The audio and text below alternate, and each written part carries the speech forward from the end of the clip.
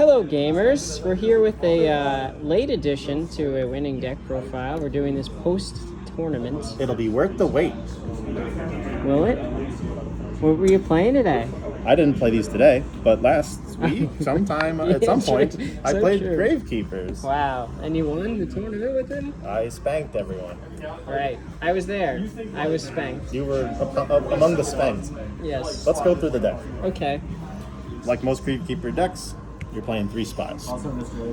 Also, like most Gravekeeper decks, you're playing 3 commandants. You're playing 3 descendants. You're playing 3 recruiters. Good choice. I play 1 assailant. I'm sure you could run some number of it. I'm playing 1 guard. I'm sure you could also run more of those if you wanted. That's the monster lineup. What makes you you like the guard? You just Guard's need good. more things.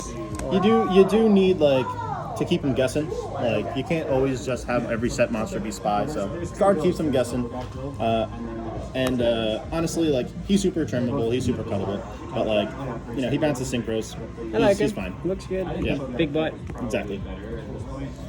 You run 3 Necro Valley, of course. This is a Gravekeeper deck.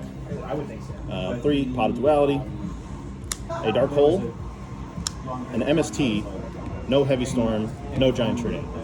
Interesting. Running 2 Gravekeeper Stell, and I'm running 2 Book of Moons. I like the spell lineup a lot. I don't think I would change a single thing about the spell lineup.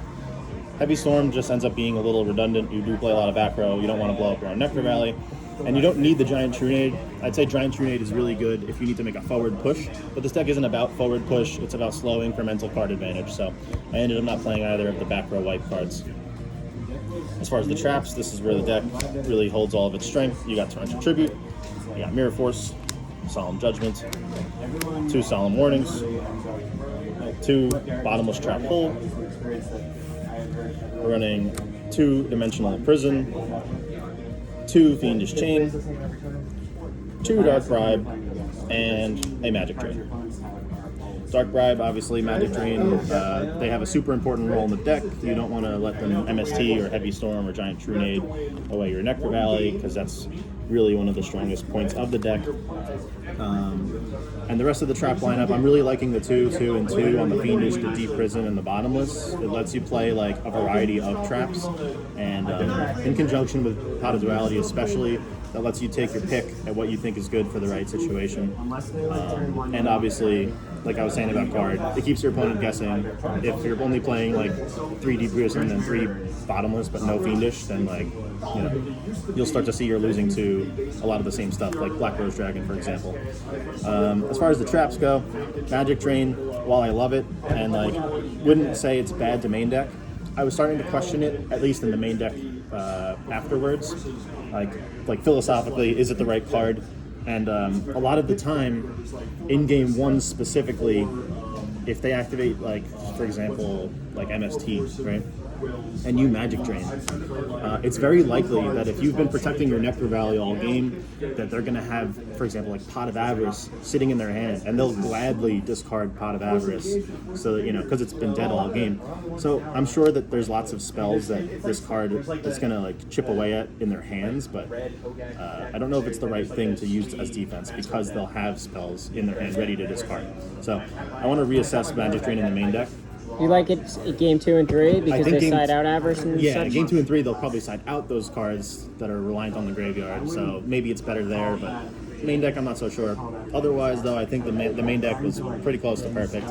This is like the one card, and while I do love this card, maybe the main deck isn't the right place for it. I do like the 2 Fiendish Chains. Your back row can get very cloggy in Gravekeepers, I feel like. So having too many is too much. But I like it. I like playing that card with Trunade in the format. Yeah. I think it's very I've good. seen lists that play Effect Veiler too, because they just want to free up some back row space, but I really do like the Fiendish Chain, because you do have monsters with lots of attack points. You can Fiendish Chain something as big as Thunder King and then attack over it. So I see, I'd say Fiendish Chain is the right move. Extra deck, 3 Utopia, that's it. There are definitely builds where you can play some synchros. I don't play Gale. I've seen builds that play Gale though, but not this one. Side deck. The side deck is where I think I had the most room for improvement. A lot of the side deck cards weren't great. This one was great though. Curse of Forbidden Spell, definitely my favorite card. If you don't know it, read it. It's amazing. Every game it resolved, I won that turn or the turn after. The card is fantastic. negates a spell, prevents them from using it for the rest of the game. So if you don't want to, get heavy stormed, it stops that. But if you also don't want them to resolve an important spell, like for example Gemini Spark, you can stop that and shut it down for the rest of the game. Very, very good card. Also had 3 Chain Disappearance in the side deck. Obviously, this is a very strong card, though I don't know if this is the right deck for it. I kind of just stuck generic side deck stuff in the side deck, and this card's probably redundant with what the deck's trying to do. I'd say, like Necro Valley already does a good job at getting rid of the little guys, like from coming out of the graveyard, things like, like Spore or whatever.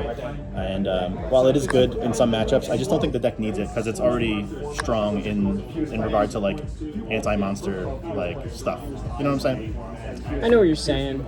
Yeah. Had a Vanity's Emptiness in here. This is probably the card I would swap in the main deck for Magic Train for game 1. Definitely a strong card. It's like a third Solemn Warning sometimes, Obviously it has its caveats, but the card's really good. Play 2 Compulse, another pretty strong card. It was that or I was going to play Black Horn of Heaven. Not sure which is better. Might have been correct to do like a 1-on-1 split, but definitely a solid card to keep at your disposal. Could also trim one of these for another card in the side deck since it has a similar role. I had 2 Rivalry of Warlords.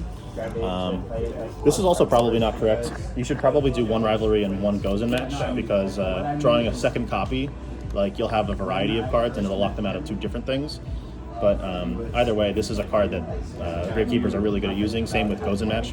And I probably should have been playing 2 Gozen Match and 2 Rivalry of Warlords. So maybe Chain Disappearance should swap out for Gozen Match. I think both of those cards are very underrated. Really good I feel cards. every time it's played against me, it seals the deal, and I never see it. Yeah, they're super good. Or Light Imprisoning is another card that could be in the mix. I had 2 Gamma Seals in the main deck, in the side deck rather. Super good card. It's just a good thing to get rid of a problem. There could be cards like Heraclinos, which could be negating your traps and your spells. This is a very spell and trap heavy deck. There could be cards like Six Samurai Shien. This just gets rid of all these problems, and then it's very easy to pop with Descendant after the job is done. So, excellent card. Just as another form of removal for things that are annoying. Another form of removal is Neospatian Grandmole. Obviously, he does a great job, though. Obviously, the more I think about it, the more I think maybe I should just play another Gravekeeper's card in that slot, since again the thing that they do is very similar. And I might as well play the on-theme version. Last card though that I was very impressed with was Wind Up Rabbit. It's just like a nice one of good against mid-range decks that grind it out. Once you get to the late game and you've both grinded out a lot of your resources, this thing's just always left on the battlefield chipping away for 14. Did you end up siding it in? Yes, I sided it in a couple of times. It was really good against what matchup? Like Salvo Dad, for example. It's a grindy matchup. And, where they could levy it back. I guess technically, but I don't think that's ever going to happen with my back row. No, I'm just kidding. But yes, I guess that's true.